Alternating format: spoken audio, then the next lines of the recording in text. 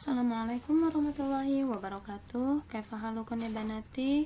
Arju ilallah la'allakum wa la'allana daiman bisyukrillah fi ta'atillah. Tayyib, alhamdulillah pada hari ini kita dipertemukan kembali untuk materi sirah ya. Semoga pada hari ini anak-anak ibu sudah benar-benar siap dan mempersiapkan diri, sudah benar-benar mengosongkan wadahnya untuk menampung ilmu yang semoga Allah berkahi ya. Sedikit sebelum kita mulai pembelajaran kita, bagaimana ilmu itu agar berkah, bagaimana mengapa ilmu itu harus berkah, seperti itu ya. Untuk mendapat keberkahan ilmu, pertama adalah kita mengosongkan diri kita dari rasa sombong ya, merasa aku mah udah bisa, aku mah udah tahu. Nah, dari hal-hal seperti itu ya. Kenapa? Karena ketika kita ada sedikit saja kesombongan, itu akan sulit, bahkan ilmu tidak akan pernah masuk. Bahkan dikatakan ketika kamu mau belajar ya, ini khusus apalagi orang tua kita, kalau kalian akan menjadi orang tua, sampaikan pada anak-anak antuna ketika akan belajar, nak, pakai baju yang rapi, pakai baju yang bagus, duduk rapi, yang sopan gitu ya, terutama adab kepada guru, adab ketika menuntut ilmu. Dan ini adalah cara agar mendapatkan keberkahan ilmu. Kemudian sebelum belajar pastikan hatinya sudah mulai tenang ya, hatinya tidak ada kegelisahan ya. Ini kondisi kita sedang online, maka pastikan ketika akan belajar pagi hari antuna sudah dalam keadaan baik-baik saja, tidak ada yang ngambek, tidak ada yang baru bangun tidur, apalagi tidur ba'da subuh gitu ya. Karena kita mau belajar itu sudah pasti kalau kondisi masih ngantuk, kondisi tidur habis subuh itu membawa kita nggak semangat aktivitas selanjutnya. Kenapa? Ba'da subuh itu kan waktu yang dimakruhkan, yang dibenci Allah, seperti itu ya. Maka sangat-sangat tidak dianjurkan untuk tidur ba'da subuh, kecuali memang malam hari dia habis berjaga-jaga, atau malam hari dia habis lembur ngapain? Bukan lembur nonton drama ya, bukan lembur karena baca komik atau membuat gambar anim-anim yang sekarang lagi digandrungi sekali oleh remaja-remaja seusia antuna, seperti itu. Tapi lembur mungkin uminya sedang sakit, kemudian dia menjaga ya, itu dimaklumi, seperti itu ya. Oke, pada hari ini kita mulai pembelajaran kita. Semoga Allah memberkahi, semoga ilmu yang kita pelajari hari ini menjadi bekal di akhirat kelak, menjadi syafaat kita ya, menjadi penolong kita, bukan malah menjadi penuntut. Karena kita menuntut kita, ya Allah, dia ketika belajar ya, dia tuh cuma belajar tapi dia tidak mengamalkan apa yang dia pelajari. Nah, itu menjadi penuntut. Termasuk Al-Quran yang kita hafal, itu akan menuntut atau menjadi syafaat kelak, itu tergantung kita bagaimana mengamalkan ilmu yang telah kita dapat. Oke, bismillahirrahmanirrahim. Allahumma la sahlah illa ma ja'altahu sahlah wa anta taj'alul hazna idza syi'ta sahla.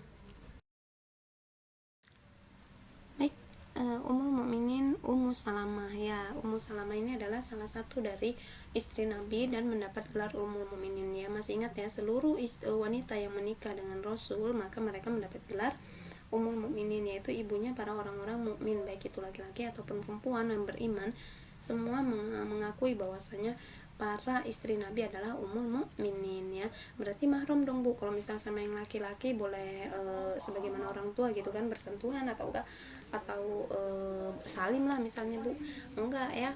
Jadi Ummul Mukminin itu maksudnya adalah sebagai panutan kita ya, sebagai teladan kita. Namun kalau untuk dengan catatan mereka itu bukan yang seperti mahram, anak salim sama orang tua atau anak itu bermanja dengan orang tua, bukan, tapi sebagai panutan ya, maksudnya seperti itu ya, ibunda para orang-orang mukmin. Oke, siapakah Ummu Salamah gitu ya? Ummu Salamah adalah nama aslinya Hindun binti Abu Umamah bin Mughirah. Jadi dari Bani Mughirah ya. Ummu Salamah ini termasuk keturunan Bani Mughirah. Kemudian beliau adalah salah satu sahabat sahabiah, salah satu sahabat perempuan yang ikut hijrah pertama kali ketika Islam, umat Islam dalam keadaan disiksa oleh kaum kafir Quraisy ya. Maka perintah hijrah pertama kali Allah perintahkan kepada Rasul agar orang-orang Islam itu berhijrah. Jadi itu hijrah itu kalau kita kita berhijrah dalam keadaan ingin mendekatkan diri kepada Allah. Lalu misalnya di rumah juga nih boleh nih, kita di perkampungan kita sedang berhijrah ya, kita hijrah. Nah ternyata di perkampungan kita itu malah membenci kita, malah menzolimi kita, orang-orang kampung itu nggak baik sikapnya sama kita, kita boleh hijrah ke daerah yang dimana ketika kita menjalankan syariat Allah itu merasa nyaman, merasa tenang, seperti itu. Nah, hijrah pertama kali itu kan ke Habasyah ya. Allah perintahkan Nabi agar umatnya berhijrah ke Habasyah pertama kali. Nah, Ummu Salamah termasuk orang yang berhijrah pertama kali dari kalangan wanita gitu ya. Banyak wanita-wanita muslimah yang lainnya juga, Hafsah termasuk wanita yang hijrah pertama gitu ya. Nah, siapa saudara sepupunya? Saudara sepupunya Khalid bin Walid. Khalid bin Walid ini radhiyallahu anhu, dia dikenal dengan pedang Allah ya, Saifullah. Nah, sepupunya juga adalah Abu Jahal. Jadi sepupunya yang satu dikenal dengan pedang Allah, yang satunya lagi dikenal dengan kebengisannya menyiksa kaum muslimin ya. Jadi Abu Jahal bin Hisham ini dikenal dengan kebengisan dan kejahatannya memusuhi Allah dan Rasulnya dan orang-orang Islam ya.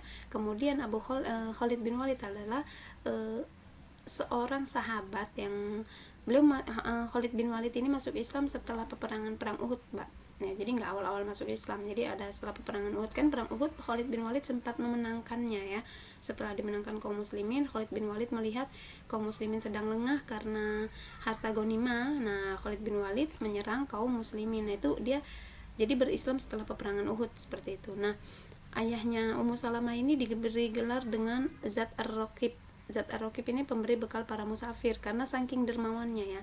Jadi setiap ada musafir pasti diberi bekal. Ada musafir karena tradisi bangsa Arab itu mereka pergi safar ya kan. Ila fihim rihlatash syita'i was-shaif. Jadi kebiasaan bangsa Arab ya, dalam surat Quraisy itu mereka itu bepergian dari negara satu ke negara yang lain. Untuk apa? Untuk perdagangan jual beli. Nah, setiap ada musafir pasti Zat Ar-Raqib ini adalah orang yang memberikan bekal untuk para musafir. Masya Allah ya. Nah, kemudian ibunya adalah Atika binti Amir, nama ibunya Ummu Salamah, dan ini adalah ibunya dari kalangan Bani Firos yang mulia. Jadi Bani itu suku, Mbak. Ada Bani Firos, Bani Adi ya. Umar bin Khattab itu dari Bani Adi, Rasul kita dari Bani Hashim ya. Kemudian ada Bani Quraizo. Ini Bani Quraizo ini suku yang memusuhi ya. Ada Bani Mughirah, termasuk Bani Mughirah awal-awal Islam itu termasuk yang memusuhi ya, dari kalangan Bani Mughirah kemudian masuk Islam seperti itu. Ada Bani Bani Khazraj seperti itu ya, banyak ya bani-bani. Jadi suku-suku Arab itu banyak seperti itu. Nah, kemudian sebelum menikah dengan Rasul, Ummu Salamah menikah dengan Abdullah bin Abdul Asad. Jadi perlu diketahui bahwasanya istri-istri Nabi itu yang perawan cuma satu, yaitu Bunda Aisyah radhiyallahu anha ya. Selebihnya adalah janda. Dan Rasul kenapa? Ini ada hikmahnya semuanya, Mbak. Ada hikmah bukti bahwa Rasul itu menikah bukan karena nafsu seperti itu. Kalau memang karena nafsu, banyak dong istri-istri Nabi yang pasti wanita-wanita itu yang ingin menjadi pendampingnya Nabi. Kenapa demikian? Nabi itu ganteng ya. Nabi Muhammad itu, Mbak, kalau meminta sama Allah, sekali meminta pasti Allah pasti kabulkan. Contoh begini, jika Nabi SAW meminta gunung Uhud menjadi emas, Allah pasti kabulkan. Kenapa nggak minta, Bu? Kenapa memilih hidup susah? Karena Nabi ingin memberikan contoh kepada umatnya ya, bagaimana ketika kita hidup itu tidak mengejar dunia, tapi dunia mengejar kita. Contoh dunia mengejar kita, Rasul itu ketika peperangan melawan kaum musyrikin ya, setiap kali menang peperangan kan pasti dimenangkan kaum musyrikin, kecuali beberapa kali kalah itu karena kaum muslimin menyeleweng dari perintah Rasul gitu kan, atau kekhilafan lah. Nah, itu setiap pulang membawa ghanimah, harta rampasan perangnya itu berupa perak, berupa emas, sutra, onta merah, berbagai macam harta rampasan perang yang sangat bernilai, berlian, permata seperti itu. Karena yang diperangi adalah orang-orang dari kerajaan kan, yang mereka itu menolak dakwahnya Rasul seperti itu ya. Jadi sebenarnya Rasul itu kaya, Mbak. Cuma Rasul mengajarkan kepada umatnya untuk menganggap dunia ini sangat hina. Jadi Rasul nggak mengajarkan kepada kita dunia itu segalanya, nggak begitu ya. Nah, tadi kan sebelum menikah dengan Rasul, Ummu Salamah menikah dengan Abu Salamah ya. Abu Salamah itu mereka punya anak yang namanya Salamah, kemudian Ruqayyah, kemudian Abdullah, kemudian Zainab ya. Nah, itu pernikahan dengan Abu Salamah. Nah, Ummu Salamah ini sangat dikenal dengan kecantikannya, Mbak ya. Ummu Salamah ini keluarga terpandang ya, mereka ini keluarga bangsawan juga, karena ibunya saja dari Bani Faros itu Bani yang mulia ya, jadi memang benar-benar mereka itu Ummu Salamah ini hidup dalam kemewahan sesungguhnya ya, benar-benar orang kaya sebetulnya, bangsawan lah gitu ya, Hindun. Nah, Hindun itu nama sebelum Islam. Nah, nama aslinya Ummu Salamah itu karena memiliki anak yang bernama Salamah. Salamah ini cowok ya, memiliki anak yang bernama Salamah, maka mendapat kunyah Ummu Salamah. Nah, mereka ini hidup dalam rumah tangga yang kokoh, rumah tangga yang memang dipenuhi dengan kenikmatan duniawi itu ada gitu, Mbak. Nah, kemudian terhimpun dari keberanian dan kedermawanan, makanya kan ayahnya menjadi zat ar-raqib tadi ya, menjadi orang yang dermawan, memberikan bekal untuk para musafir karena memang orang kaya gitu kan. Nah, Hindun sendiri atau Ummu Salamah adalah wanita yang berpribadian kuat, terhormat, cantik, cerdas. Waduh, kayak apa tuh ya, terhormat, cantik, cerdas, kaya lagi ya, terpandang, seperti itu. Nah, orang kalau udah namanya cantik, kaya, terpandang, nengoknya wah gitu ya.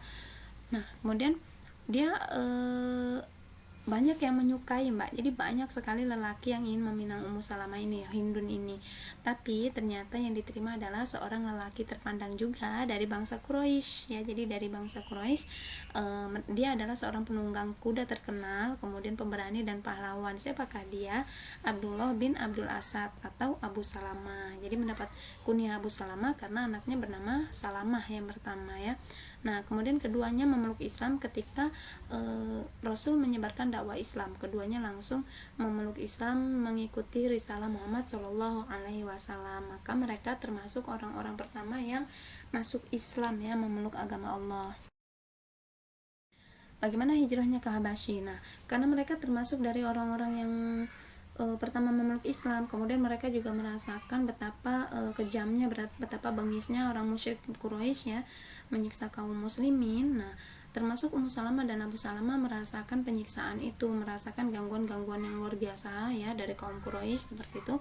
Akhirnya Allah memerintahkan Rasulnya agar kaum muslimin berhijrah ke Habasyi ya. Nah, Ummu Salamah bersama suaminya termasuk orang yang berhijrah ke Habasyi, dan mereka 2 kali ya melakukan hijrah.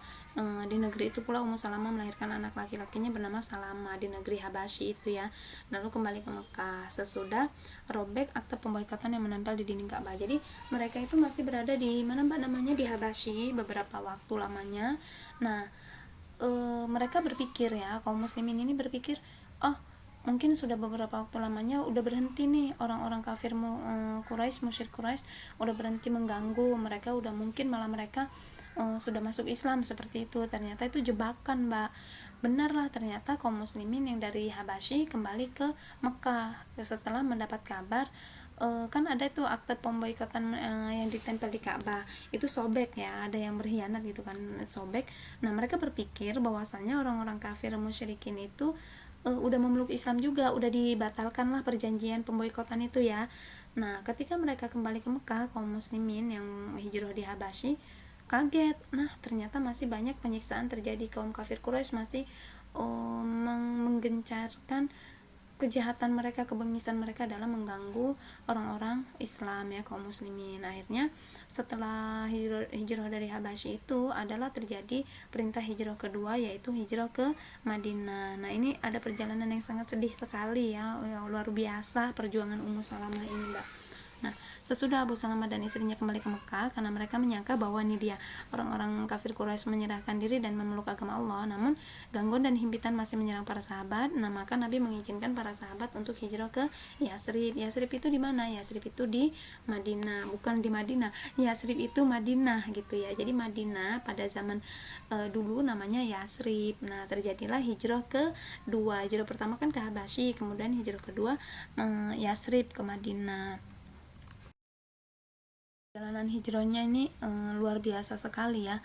Abu Salamah dan istrinya sedang bersiap untuk hijrah ke Madinah. Wah, ini sedih, Mbak, benar-benar sedih ya. Nah, saat mereka udah persiapan untuk hijrah ke Madinah, udah Abu Salamah tuh udah megang kuda gitu, Mbak ya, udah megang kendali kuda.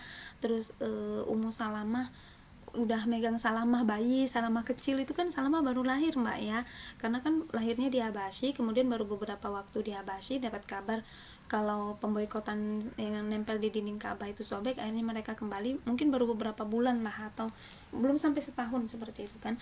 Nah kemudian ketika Ummu Salamah sama Abu Salamah udah keluar nih, mereka dijegat ya, dihadang oleh sejumlah orang-orang dari kalangan Bani Mughirah. Bani Mughirah tadi siapa? Baninya Ummu Salamah kan.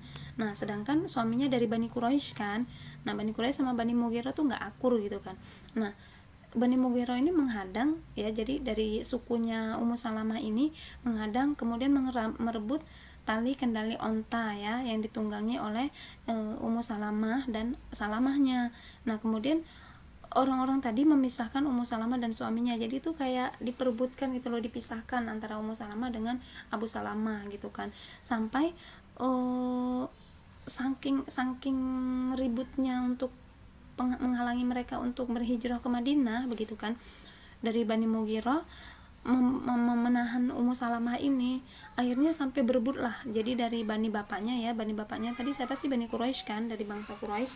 Nah itu menarik Salamah sampai dikatakan Salamah itu, ini cerita dari Ummu Salamahnya ya, Salamah itu terputus tangannya. Ya Allah sedih banget ya.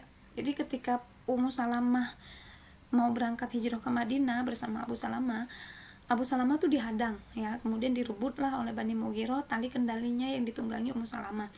Saking ributnya tuh akhirnya perebutan nggak boleh berangkat hijrah gitu mbak. Jadi direbut, dan Salamah sendiri ditarik-tarik sama antar suku tadi, suku bapaknya sama suku ibunya Bani Mughirah sama Bani Quraisy ya, sampai tangan Salamah itu putus. Oh sedih banget, gimana sih bayi itu tangannya putus gitu ya.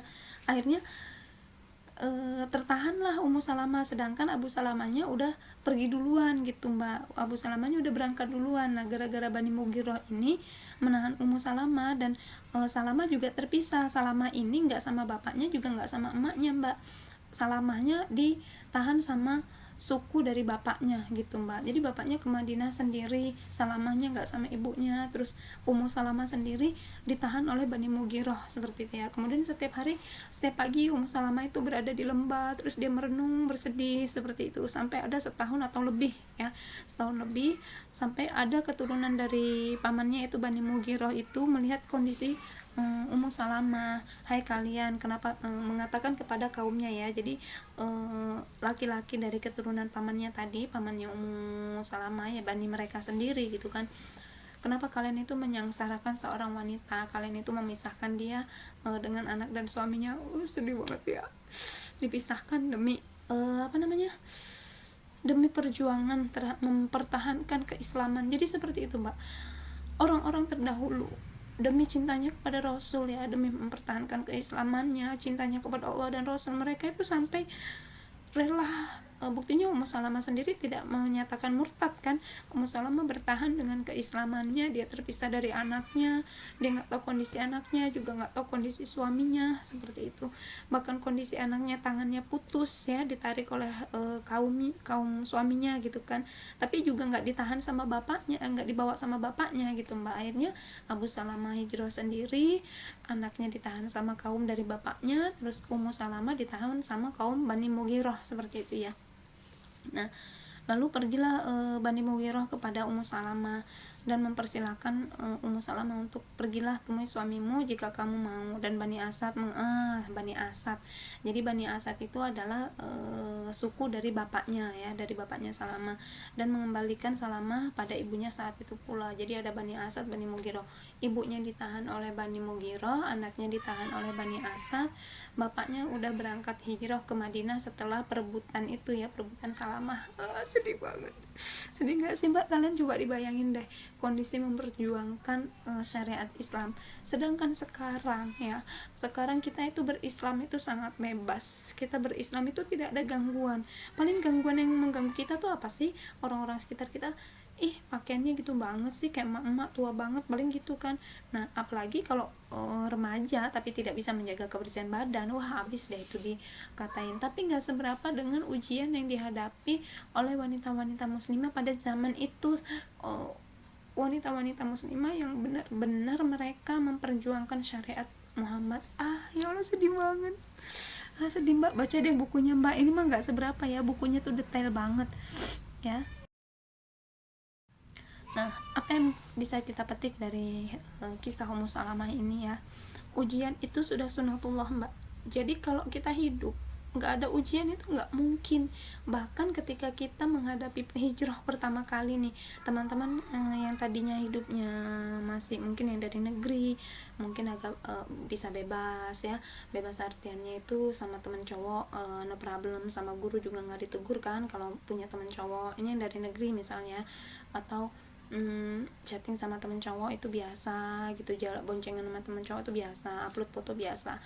Nah ketika hijrah dan sudah diputuskan masuk di Ashabikun itu kita benar-benar bahkan upload foto saja tidak boleh gitu kan. Bahkan meskipun foto kita memakai busana muslimah, lihat punggung kita dari belakang aja kok segitu amat sih bu gitu kan. Ya benar, hijrah itu adalah sunatullah. Ketika kita diuji kesabaran kita, diuji bagaimana benar-benar kita ingin menjaga kehormatan kita sebagai wanita muslimah, seperti itu ya. Diuji ketika kita benar-benar ingin istiqomah, dikatain sama sepupu kita, kadang dikatain tua, kadang sama om kita sendiri malah kadang diledekin gitu ya. Ya banyak mbak, tapi memang itu sudah sunatullah, jadi nggak usah sedih.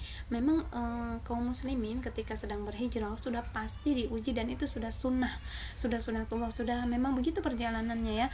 Tujuannya apa? Untuk menguji siapa dan mengangkat derajat orang yang benar-benar siapakah yang sabar ya ketika diuji tuh, siapa yang sabar dengan ujian ini, dan siapa yang ketika diuji benar-benar semakin ingin mendekatkan diri kepada Allah ya. Ini pelajarannya Ummu Salamah ketika diuji masih tetap istiqomah untuk menjalankan dakwah Rasul, seperti itu ya. Siapa sih yang sanggup dipisahkan dari anak mbak? Kalau pisah dari suami itu mungkin masih bisa ada menahan gitu ya, tapi kalau dipisah dari anak, wah sedihnya mbak, sedih banget mbak dipisah dari anak gitu ya.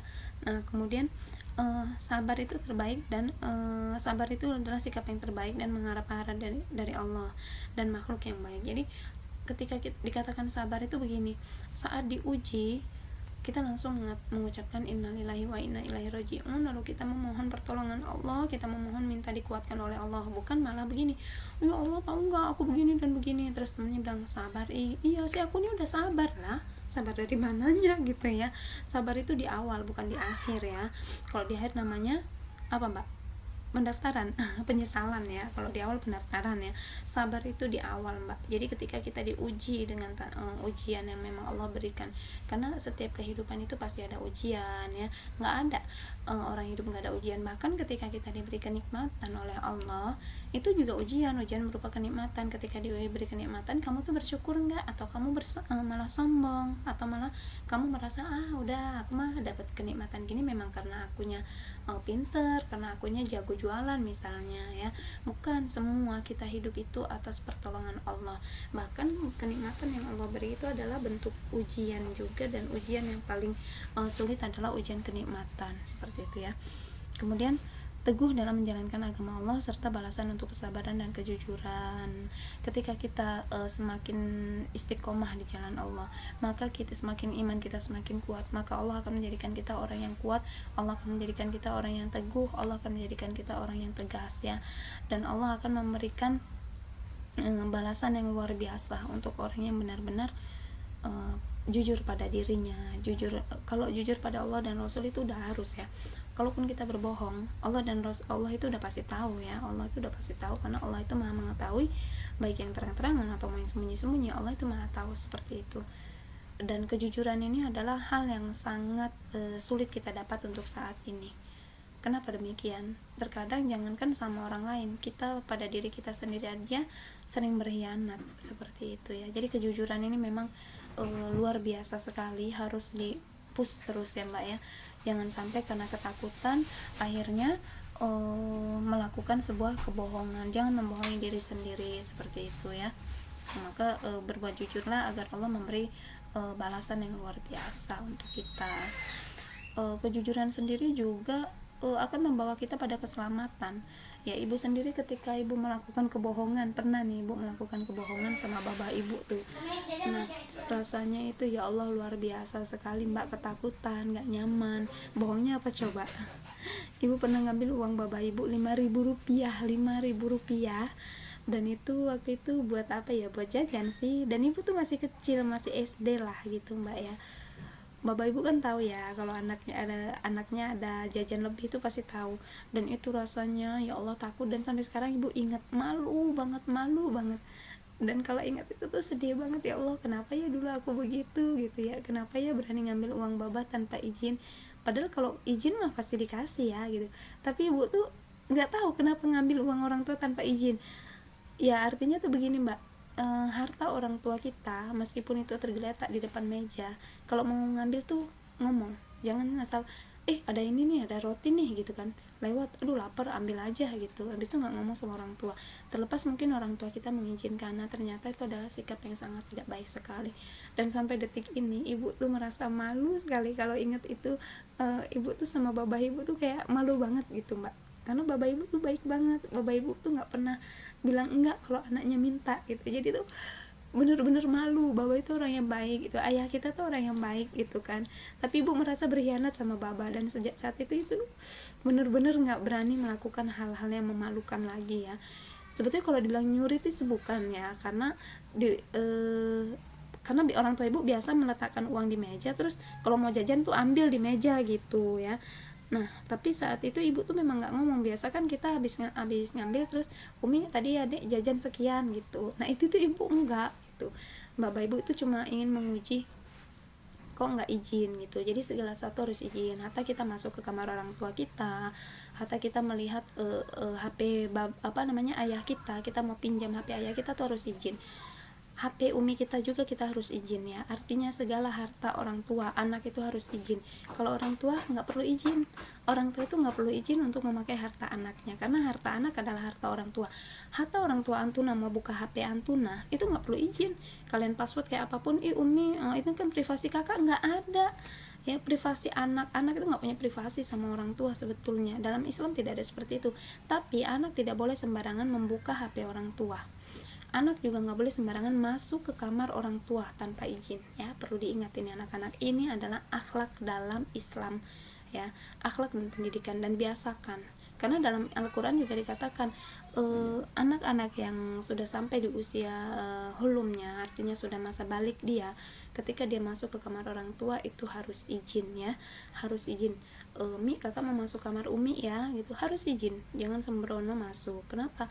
Karena mungkin di kamar orang tua kita ada hal-hal yang memang kita tidak boleh tahu, atau di HP orang tua kita ada hal-hal yang memang kita tidak boleh membacanya, seperti itu. Ada hal-hal yang memang itu urusan orang tua dan anak tidak boleh tahu ya. Nah begitulah Islam. Jadi harta orang tua itu anak harus izin.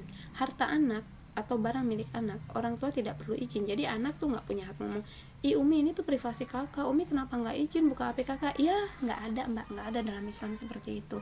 Jadi orang tua membuka HP kalian itu hak orang tua ya.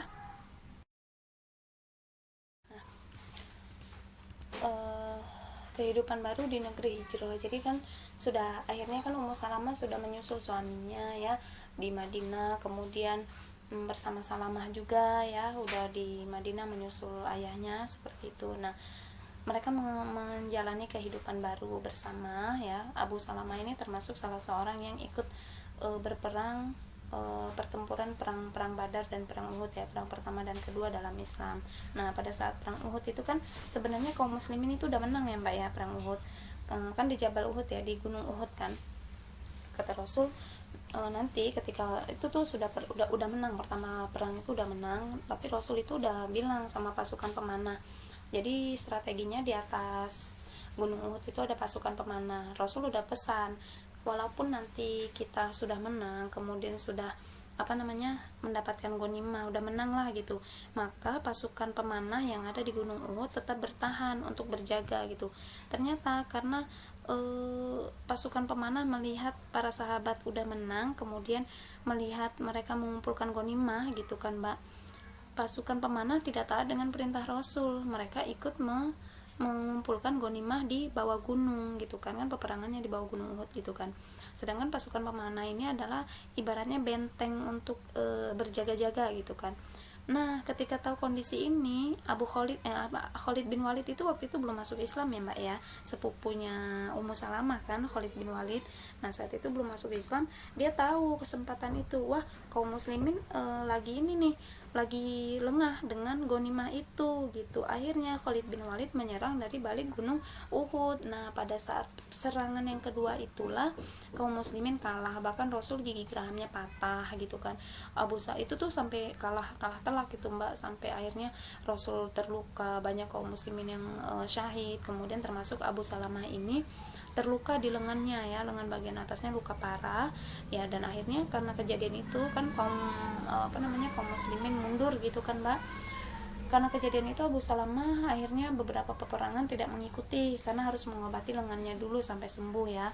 Pada zaman dulu tuh kan nggak ada kedokteran, adanya tabib, kemudian pengobatannya juga nggak semodern sekarang begitu kan. Nah, Abu Salamah akhirnya tidak mengikuti beberapa peperangan, sehingga sampailah baru beberapa bulan tuh ya, 2 bulan setelah peperangan itu ya, 2 bulan setelah peperangan itu sampailah berita kepada Nabi bahwa ada dari Mbak, Bani Asad, yaitu dari bangsa Quraisy. Nah, jadi Bani Asad ini termasuk bangsa Quraisy gitu kan, ingin menyerang keberadaan Rasul di kampung Hijrah. Nah, ketika mendapat berita itu, Nabi Shallallahu Alaihi Wasallam memanggil Abu Salamah. Nah, kenapa Abu Salamah? Karena Bani Asad ini adalah kaumnya Abu Salamah gitu. Abu Salamah kan dari Bani Asad ya. Nah, termasuk dari golongan Bani Asad. Nah, Bani Salamah dipanggil oleh Rasul, kemudian diperintahkan untuk memimpin peperangan pasukan ekspedisi ya. Kemudian Rasul memberikan panji kepadanya. Bendera panji itu la ilaha illallah Muhammadur Rasulullah, Mbak. Jadi panji itu namanya bendera Rasul ya. Diserahkan kepada Abu Salamah untuk memimpin peperangan ekspedisi. Nah, saat itu Abu Salamah membawa pasukan sekitar 150 orang. Sampailah di Kut ya, perkampungan Kut ya, dan Abu Salamah beserta pasukan ekspedisi itu mengepung Bani Asad. Jadi Rasul itu ketika mendapat kabar langsung menyiapkan pasukan yang dipimpin oleh Bani Salamah ya, dan sampai di perkampungan di Kut, daerah Kut, dan langsung dikepung oleh pasukan Abu Salamah, yaitu Bani Asad. Nah, saat itu mereka mengalami kekalahan ya, Bani Asad itu mengalami kekalahan. Nah, pasukan Islam menguasai pertempuran sampailah mereka itu memenangkan memenangkan pertempuran ya. Nah, mereka pulang ke Madinah dengan membawa ghanimah yang sangat luar biasa banyak ya. Jadi setiap habis perang itu kalau menang pasti bawa ghanimah itu harta rampasan perang yang didapat setelah terjadinya peperangan. Ada namanya fai itu harta yang didapat dari harta yang didapat kaum muslimin dari orang-orang kafir dengan cara mereka tidak terjadi peperangan. Artinya orang kafir udah takut duluan dan menyerahkan diri kepada kaum muslimin, seperti itu. Jadi belum terjadi peperangan kalau fai. Nah, pada perang ekspedisi itulah Abu Salamah lukanya yang tadinya setelah perang Badar itu ya kan, perang Uhud kan luka ya, lengannya kumat. Nah, Abu Salamah mengalami luka parah lagi setelah peperangan ekspedisi itu kan, karena belum sembuh total. Akhirnya setelah luka itulah Abu Salamah syahid, artinya meninggal lah. Kalau kan itu dikatakan di ranjang kematian ya, artinya meninggalnya bukan karena peperangan, tapi karena setelah peperangan lukanya kembali semakin parah. Sedih ya, udah terpisah dari anak istri, kemudian Masya Allah sedih banget loh bahas ini tuh, luar biasa. Baca deh Mbak sirohnya. Jadi kalau cuma ibu menjelaskan gini tuh menurut ibu kurang puas ya. Suatu saat kita nanti bertemu di kelas offline, ibu berharap bisa bercerita lebih detail lagi ya. Kemudian pernikahannya dengan Rasul. Nah, setelah wafatnya Abu Salamah ya, Ummu Salamah kan menjadi janda ya. Nah, ketika Ummu Salamah sudah menjadi janda, habis masa iddahnya seperti itu kan, Ummu Salamah itu dipinang sama Abu Bakar, sahabat Rasul ya, dipinang, tapi Ummu Salamahnya menolak. udah ditolak, kemudian datanglah Umar untuk meminang Ummu Salamah ya, ditolak juga. Nah setelah pinangan itu ditolak, Rasul mengirim utusan dan menyuruh utusan itu untuk meminang Ummu Salamah untuk Rasul. Diterimalah oleh Ummu Salamah dan akhirnya pernikahan itu terjalin sempurna pada bulan Syawal tahun keempat Hijrah. Jadi hijrah tahun pertama, kedua, ketiga, keempat ya, masih awal-awal hijrah lah ya. Tahun keempat hijrah menikahlah Ummu Salamah dengan Rasul pada saat bulan Syawal, dengan pernikahan yang sempurna lah pastinya ya, pernikahan Rasul, bahkan istri-istri Rasul ada yang dinikahkan langsung oleh Allah seperti itu kan. Ummu Salamah bercerita bahwa saat dirinya masuk ke rumah Zainab binti Khuzaimah ya, waktu itu Zainab binti Khuzaimah berarti sudah wafat nih yang diceritakan Ummu Salamah. Di sana ada tempayan berisi tepung gandum, ada juga alat penggiling gandum dan periuk dari tanah liat dan tanah biasa. Ingat nggak kisah Zainab binti Khuzaimah? Kan orangnya pekerja keras, mandiri, nggak suka ya semua istri Nabi sih sebetulnya ya, mereka nggak mengandalkan budak untuk untuk melayani mereka itu bahkan menyayat, kayak Zainab binti Jahsy aja menyayat kulit kambing untuk dijual, untuk disodakokan sendiri, nggak pakai pembantu. Padahal bayangin aja kambing, kalian bisa nggak mbak ngulitin kambing? Ibu pernah loh ngulitin kambing waktu Idul Adha tahun kapan ya, satu paha aja ya Allah lamanya mbak. Ini tuh istri-istri Nabi, ibaratnya istri para presiden, penguasa pada masa itu ya, Rasul ya kan penguasa dunia Rasul kan, nah pemimpin dunia kan. Nah setelah itu Ummu Salamah tuh kan habis malam pengantin tuh sama Rasul, masuk ke rumahnya Zainab binti Khuzaimah ya, tapi waktu itu Zainab binti Khuzaimah udah wafat kan. Dilihat ada tempayan ya, ada tempayan berisi gandum, alat penggilingan gandum. Nah ternyata Zainab binti Khuzaimah itu atau kebiasaan istri-istri Nabi setelah mbak walimahan, mereka itu seperti kayak haflatul ursy pesta pernikahannya itu, ketika pesta pernikahannya itu mereka tuh masak ya. Jadi Ummu Salamah itu masak makanan yang spesial untuk Rasul setelah acara pernikahannya. Jadi kayak masakin untuk suami gitu. Gimana sih mbak ya, masakin pengantin baru, masakin suaminya gitu loh ya. Nanti kalau kalian udah nikah baru deg-degan oke, belajar masak ya mbak ya. Jadi nanti kalau udah nikah suaminya tanya, bisa masak apa dek, jangan bilang rebus air sama telur doang ya mbak, itu pun gosong enggak ya, masak seblak mas gitu enggak ya mbak ya. Nah dalam rumah tangga setelah pernikahan Ummu Salamah dengan Rasul Shallallahu Alaihi Wasallam, panggilannya masih Ummu Salamah masih lah, orang anaknya namanya Salamah ya tetap aja Ummu Salamah mbak, seperti itu ya. Nah dalam rumah tangga Nabi Shallallahu Alaihi Wasallam bersama Ummu Salamah ya, sejak pertama menjalin rumah tangga dengan Ummu Salamah ya, Ummu Salamah tuh sudah bekerja mengurusi rumahnya dan mengatur segala keperluan rumah tangga dengan sebaik-baiknya. Jadi benar-benar Ummu Salamah, beliau ini adalah seorang ibu yang luar biasa, sudah menyusun kerapian rumah, kemudian ketertiban kebersihan rumah gitu ya. Pokoknya dari segala sisi rumah tangga sebagai wanita itu gimana sih, kita lihat ibu kita nyuci, masak ya, kemudian merapikan rumah. Nah Ummu Salamah sejak memasuki rumah tangga bersama Rasul, dia melakukan hal-hal seperti itu. Tidak dilakukan oleh budak-budaknya, tapi dilakukan oleh beliau sendiri ya. Kemudian Ummu Salamah wanita yang cerdas, memiliki pendapat yang tajam dan tepat. Orang dimana coba istri Nabi yang nggak ada yang cerdas? Semua cerdas kan, pasti dalam sejarah tarikh atau kisah para istri Nabi, nggak ada sejarah istri Nabi itu nggak cerdas, nggak ada sejarah istri Nabi itu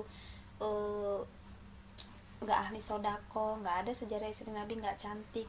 Hatta tua-tuanya Saudah ya, Bunda Saudah kan juga cantik, juga keibuan, juga cerdas ya. Jadi semua ummahatul mukminin itu cerdas. Artinya apa mbak? Wanita itu harus cerdas, wanita itu harus pintar, wanita itu harus memiliki kedisiplinan, wanita itu harus memiliki keberanian. Maksudnya keberanian bukan melawan suami ya, keberanian dalam artian dia akan menjadi pelindung untuk anak-anaknya, untuk menjadi wanita yang akan menjaga harta suaminya. Coba, bahkan Rasul bilang nikah itu jangan perempuan yang dungu, jangan nikah dengan perempuan yang bodoh. Kenapa? Karena kecerdasan seorang anak itu menurun dari ibunya. gen kecerdasan tuh dari ibu. Kalau menikah dengan perempuan bodoh, anaknya bodoh, ya jangan heran. Jadi pernah tuh ada seorang ulama gitu kan, didatangi oleh seseorang, wahai syekh, kenapa anakku sulit sekali diajarkan ilmu seperti itu. Syekhnya bertanya, istrimu bagaimana?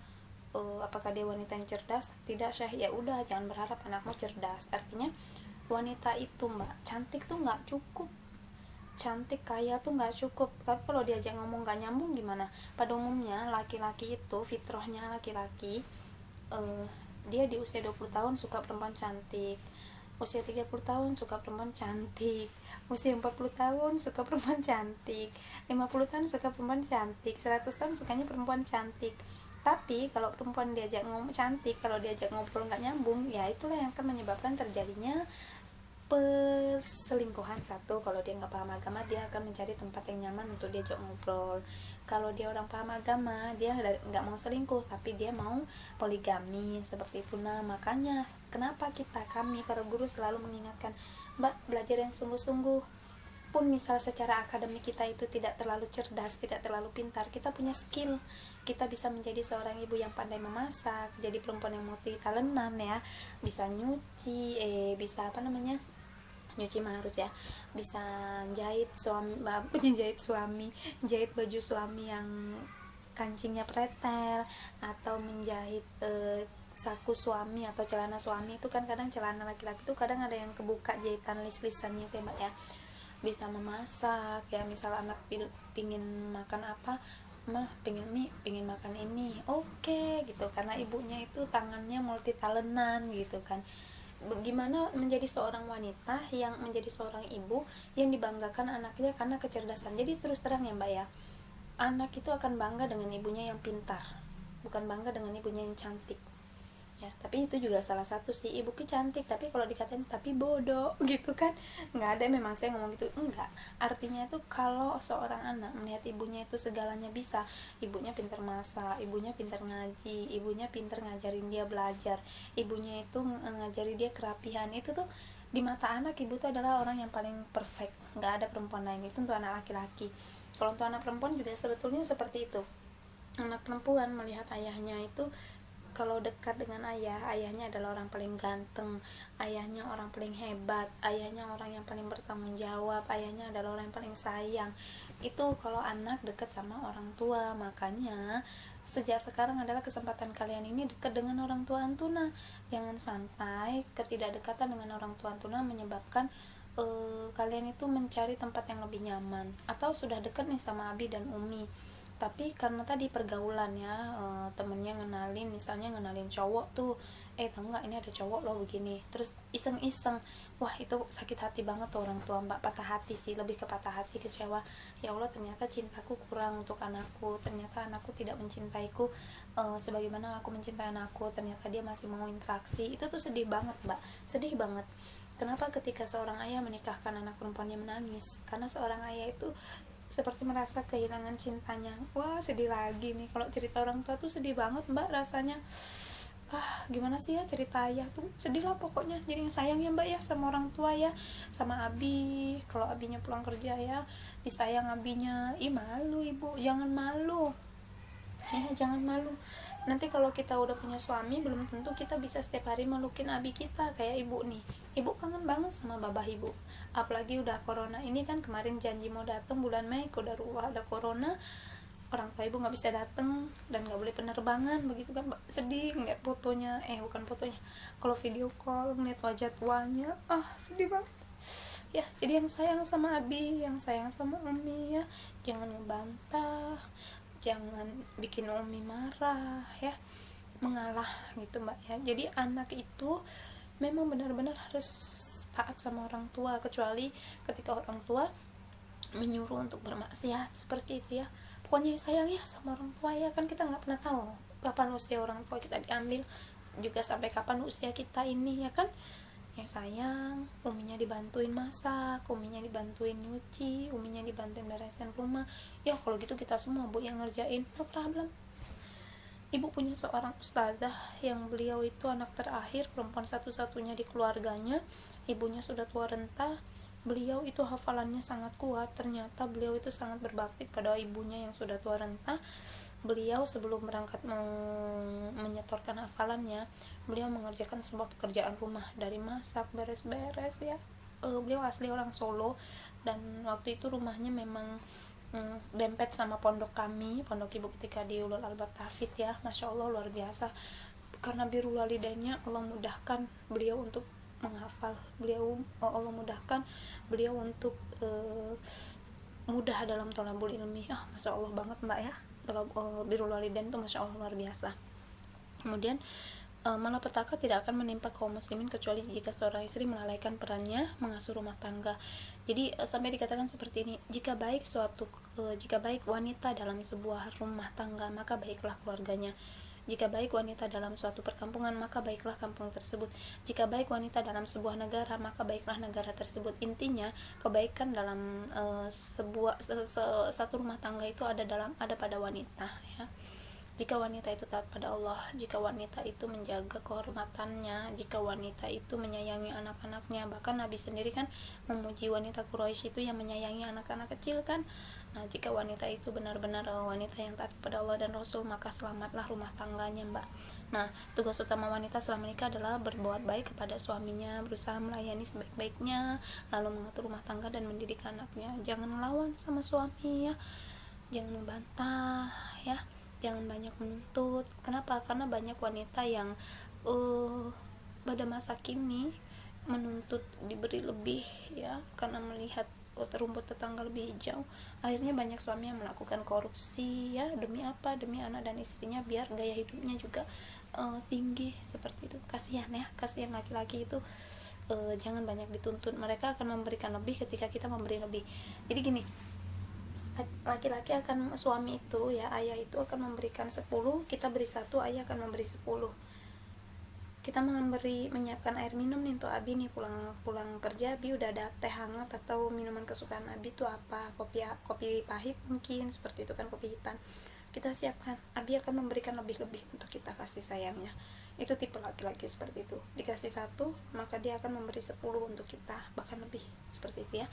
Nah, tidak berkenankan bekerja di luar rumah kecuali urusan yang dibutuhkan komunitas seperti dokter, guru ya, misal dia jadi bagian nakes ya. Maka ibu sangat sedih sekali ketika ada seseorang berkata seperti ini, ngajar dari pagi sampai sore tapi anaknya terlantar malah dimomongin ke orang. Wah, sedih banget mbak, sedih. Kenapa? Karena kami mengajar pun kami bisa menjaga anak kami bisa mendidik anak kami seperti itu. Tapi lontaran mulut orang yang tidak bertanggung jawab itu, dia tidak berpikir siapa yang akan mendidik generasi umat kalau orang-orang yang saat ini seperti kita ya, wanita-wanita muslimah diamanahi untuk mendidik generasi mendatang, tapi malah kami mendekam saja di rumah. Nah, dan ini adalah salah satu alasan ibu dan kami para guru yang lain kenapa masih bertahan mengajar, padahal keinginan kami itu mengasuh anak. Tulus naluri hati nurani kami mbak sebagai guru itu pingin ngurusin anak-anak kami, apalagi ketika sedang sakit. Wah, rasanya pingin di rumah aja mbak. Tapi teringat lagi, ya Allah, ini kan jalan untuk mendapat ridho Allah, membentuk generasi-generasi muslimah yang kelak kalian akan menggantikan kami. Kalau kami tidak mengajarkan, menyalurkan ilmu kami, mendidik kalian dengan yang saat ini sedang kami yang ada pada diri kami ya, pada para guru, bagaimana nanti umat di akhir zaman, apalagi wanita itu adalah peran yang sangat besar untuk kesuksesan menjaga baiknya sebuah negara seperti itu. Kalau nalurinya pingin mbak di rumah ya, makanya kenapa kami selalu bilang mbak belajar sungguh-sungguh. Guru itu bukan cuma mengajar ya, bukan cuma transfer ilmu, tapi banyak mengorbankan. Kami mengorbankan waktu untuk yang liburan nih, contoh kayak liburan begini, liburan kemarin gitu kan, mungkin kalian bisa liburan, tapi kami para guru menyiapkan materi yang bagaimana. Kadang ibu sering ngomel sama anak ibu, tolong dong suaranya Umi lagi rekaman, tolong dong Abi suaranya Umi lagi rekaman, seperti itu. Jadi luar biasa menjadi guru itu. Makanya salah satu cara untuk mendapat keberkahan adalah jangan mencela guru ya. hormati guru kalian. Bukan kami gila hormat, tapi ini adalah memang pendidikan para ulama. Kalau kamu mau mendapatkan keberkahan ilmu, maka hormati gurumu. Jangan pernah mencela, apalagi menggibah, apalagi mencari kekurangan guru kalian ya. Itu tidak akan menguntungkan kalian sama sekali. Dan kelak ketika kalian nanti menjadi guru pun, kalian akan mengatakan hal yang sama. Kenapa? Karena kalian menyayangi anak-anak didik kalian, supaya anak-anak didik kalian menjadi orang-orang yang berakhlak, orang-orang yang beradab, seperti itu ya. Bisa dipahami anak ya. Tiba saat pergi dan berpisah dengan Ummu Salamah, salah satu ummatul mukminin ya. Ummu Salamah dianugerahi usia yang panjang ya, bahkan dia adalah ummatul mukminin yang paling akhir meninggalnya di antara para istri-istri Rasul. Kan ada yang usianya 60 tahun ya. Kalau bukan Hafsah, Asma neng ya, yang 100 tahun baru meninggal ya. Nah ini dari ummatul mukminin Ummu Salamah yang paling akhir meninggalnya. Ia masih hidup hingga meninggalnya Husain radhiyallahu anhu. Nah berarti Ummu Salamah ini menyaksikan peristiwa pembantaian Husain ya. Hasan Husain kan dibunuh oleh kaum Syiah ya, sangat mengerikan. Berarti Ummu Salamah menjumpai masa-masa ini, ya Allah ya, lama banget berarti ya. Kemudian beliau Ummu Salamah dikaruniai sekitar 90 tahun. Nah istri Nabi yang lain kan 80 60 ya wafatnya kan, seperti itu. Ummu Salamah usia 90 tahun, bahkan menyaksikan cucu dari Rasul, berarti anaknya Fatimah kan masih hidup hingga meninggalnya Husain. Berarti Husain meninggal, Ummu Salamah masih hidup. Tahu nggak Husain itu meninggalnya gimana? Hasan Husain itu meninggal karena kejahatan orang-orang Syiah. Jadi kayak disiksa, seperti dibantai lah mbak, seperti itu ya. Padahal itu adalah cucu-cucu Nabi. Nah dikaruniai sekitar usia 90 tahunnya, dia masih hidup sepanjang masa Khalifah Rashidah. Masya Allah ya, lama banget ya. Bahkan dia masih hidup pada masa Khilafah Yazid bin Muawiyah. Pada masa Muawiyah juga masih hidup, subhanallah ya, Masya Allah ya.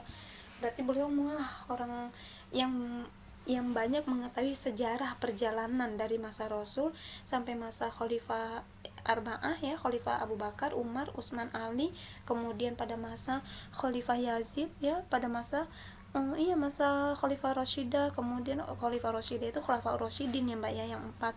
Kemudian masih hidup pada masa kekhilafahannya Yazid bin Muawiyah, pada masa khilafah Muawiyah itu ya. Ya Allah, Masya Allah ya.